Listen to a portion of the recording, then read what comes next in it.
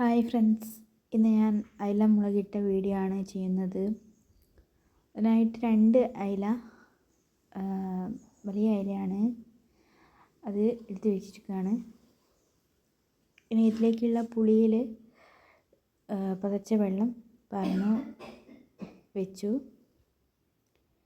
ഇനി ഇതിലേക്ക് 2 പഴുത്ത തക്കാളിയും 2 പച്ചമുളകും, പിന്നെ ഇഞ്ചി വെളുത്തുള്ളി ചതച്ചതും കറിവേപ്പിലയും ഇട്ടു. 2 ടീസ്പൂൺ മുളക് പൊടി, 1/2 ടീസ്പൂൺ മഞ്ഞൾപ്പൊടി, 4 ടീസ്പൂൺ മല്ലിപ്പൊടി, 1/2 ടീസ്പൂൺ ഉപ്പ് എന്നിവ ചേർക്കുന്നുണ്ട്.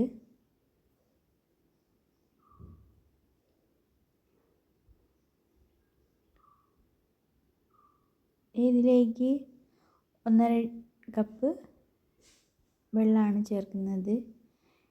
ഇത് അടുപ്പത്ത് വെച്ചിട്ട് ഒന്ന് പതച്ച് വരുന്നവരെ ഒന്ന് വെക്കുക. എന്നിട്ട് പുളിവെള്ളം പാരണം. അപ്പോൾ പതച്ച് കഴിഞ്ഞു. ഇതിലേക്ക് പുളിവെള്ളം പാർന്നു. ഇനി അടച്ച് വെച്ച് ഒരു 15 മിനിറ്റ് നേരം വേവിക്കുക. അപ്പോൾ 15 മിനിറ്റ് കഴിഞ്ഞു. നന്നായിട്ട് കുറുകി വന്നിട്ടുണ്ട്. ഇതിലേക്ക് വറവിടാം. കടുക്, ഉലുവ, കറിവേപ്പില എന്നിവ ചേർത്താണ് വറവിടുന്നത്.